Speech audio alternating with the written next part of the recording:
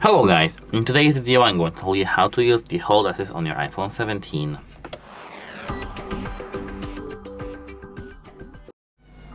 So, the first thing you have to do is to open the settings over here. Now scroll all the way down to the apps. Here search for the letter P on the list. It's over here, and tap Phone. Once here, scroll almost all the way down because it's here. Hold Assist detection. Automatically detect when you are placed on hold so you can step away. iPhone will then notify you when it's time to pick up. Make sure that this is enabled. And now your iPhone automatically will detect if the music is playing when you call some institution, or when a robot is speaking or something like that. And just will let you know when the human will speak to you. That's how it works. No philosophy. That's it. Hope it helps you, and goodbye.